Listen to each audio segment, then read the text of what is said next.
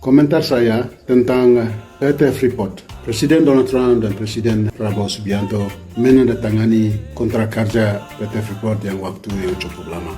Pertanyaan saya, mengapa Presiden Prabowo Subianto sangat ambisius demi kenyamanan dan keselamatan Presiden Prabowo Subianto dan kroni-kroni lingkaran oligarkinya?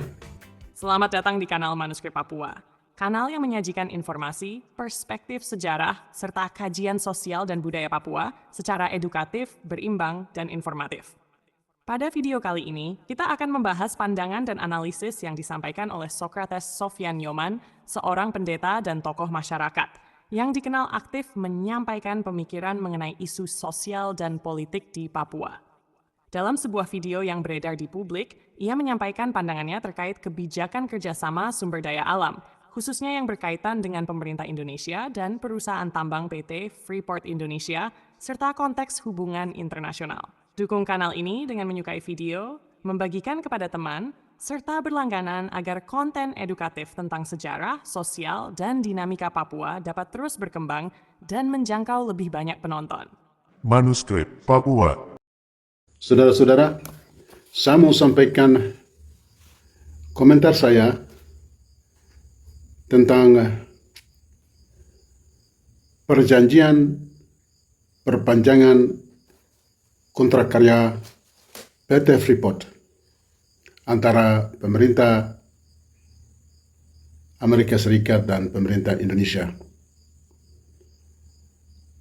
Itu pada tanggal 19 Februari 2026, Presiden Donald Trump dan Presiden Prabowo Subianto menandatangani kontrak kerja PT Freeport yang waktu yang cukup lama. Pertanyaan saya, mengapa Presiden Prabowo Subianto sangat ambisius? Saya mempunyai 4 alasan. Yang pertama,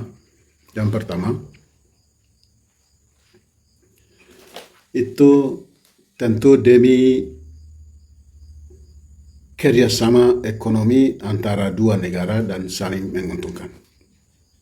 Itu sudah pasti. Yang kedua, banyak orang belum berpikir ke arah itu, yaitu demi kenyamanan dan keselamatan Presiden Prabowo Subianto dan kroni-kroni dan oligarkinya, lingkaran oligarkinya. Nanti saya akan jelaskan sebentar mengapa alasan ini.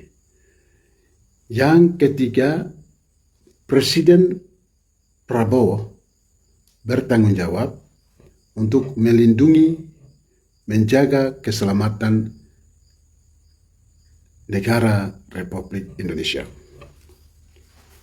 Yang keempat, Presiden Prabowo menjual kembali Papua kepada Amerika Serikat atau mengobjekkan kembali. Itu sama seperti yang dilakukan oleh Presiden pertama, founder father Insinyur Soekarno, yang dimana dia menjual Papua ini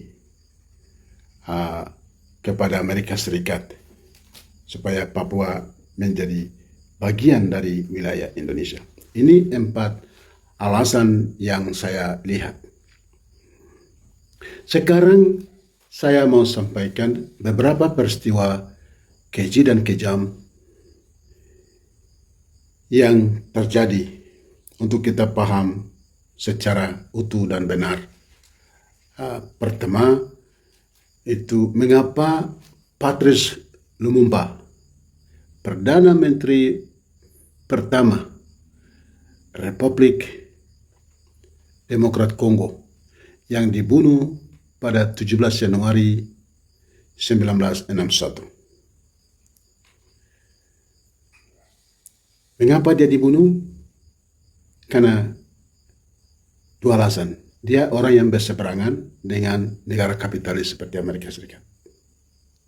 dan Kongo itu kaya akan mineral, sumber daya alam.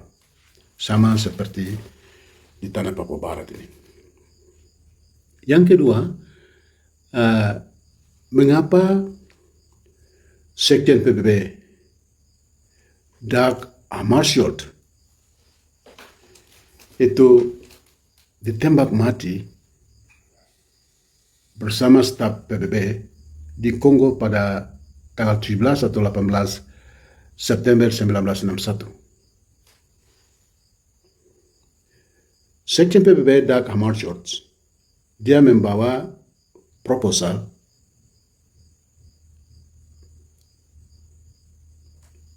untuk Papua dengan judul proposalnya Papua for Papua. Dan juga Dag Hammarskjöld ke Kongo dalam misi perdamaian di Kongo. Yang ketiga, kita lihat mengapa John F. Kennedy ditembak mati pada 22 November 1963. Itu ditembak mati oleh Lee Harvey Oswald. Dan yang keempat kita lihat atau perlu tahu, Insinyur Soekarno, Presiden pertama Republik Indonesia atau founder father, dia disingkirkan oleh CIA pada 1965 dengan alasan beliau kerjasama dengan komunis. Isu yang dikembangkan oleh komunis. Informasi-informasi seperti ini lebih jelas itu bisa tahu di sini dalam buku ini. Buku ini yang ditulis oleh Greg Polgin, Bayang-Bayang Intervensi, Perang Siasat John F. Kennedy dan Allen Dulles atas Soekarno. Dalam buku ini diulas persoalan-persoalan yang berhubungan dengan Papua. Dan dalam buku saya yang terbaru ini, buku saya, Prabowo dan Tantangan Penyelesaian Konflik Papua, saya secara rinci dalam bab 13 dengan ambisi menguasai kekayaan Papua, gereja pun menjadi korban. Di sini di halaman 104 saya jelaskan secara rinci mendetail orang-orang yang dari Patrice Lumumba sampai dengan dilengsarkannya Insinyur Soekarno dalam buku saya Prabowo dan Tantangan Penyelesaian Konflik Papua. Saudara-saudara, yang sesungguhnya atau sebenarnya Presiden Prabowo lakukan, jangan berada pada kesalahan-kesalahan yang baru. Dia mengulang-ulang kesalahan ini. Perlu belajar atau pelajari, kalau tidak salah itu saya tahu Januari Agreement 1974 itu ada 3 kelompok ini, Amerika, PT Freeport, Indonesia dengan Papua atau masyarakat pemilik tambang, Amungme dan Komoro. Mereka sudah lakukan perjanjian itu, Januari Agreement 1974 itu. Apakah ini sudah ada implementasi atau tidak? Ada pelaksanaan membagi hasil, bagaimana penduduk asli mendapat apa, Indonesia dapat apa, Amerika dapat berapa. Ini sampai seperti ini, Presiden Prabowo Subianto diharapkan evaluasi secara total, karena sudah dari sejak beroperasinya PT Freeport ini, itu kan sebelum PPRA, itu 7 April 1967. Ini. Jadi ini diharapkan supaya dievaluasi secara total, supaya masyarakat ini, kita lihat masyarakat yang penghasil tambang terbesar urutan ketiga di dunia, itu di Namangkawi atau Dugu-Dugu di orang asing bilang Tembagapura itu. Di situ tuh kita lihat itu menghasilkan tambang itu setiap hari itu berapa ton.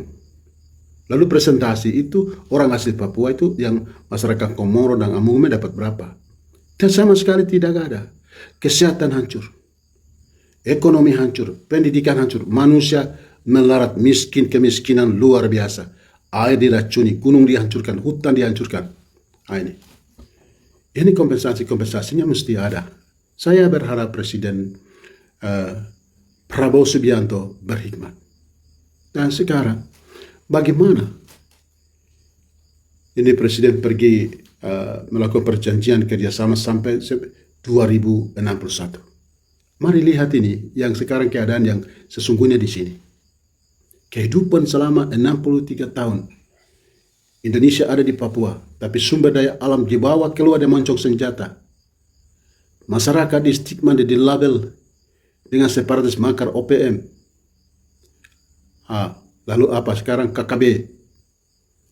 Itu label-label yang digunakan untuk menakut-nakuti dan intimidasi teror terhadap kami. Seperti ini harus diperbaiki. Jangan objekkan kami lagi, jangan jual kami lagi, jangan miskinkan kami lagi, jangan membuat kami bodoh lagi. Ya. Saya berharap komentar ini menjadi refleksi, termasuk masukan bagi Pak Prabowo Subianto sebagai Presiden Republik Indonesia dan para kabinetnya. Terima kasih. Tuhan memberkati kita sekalian.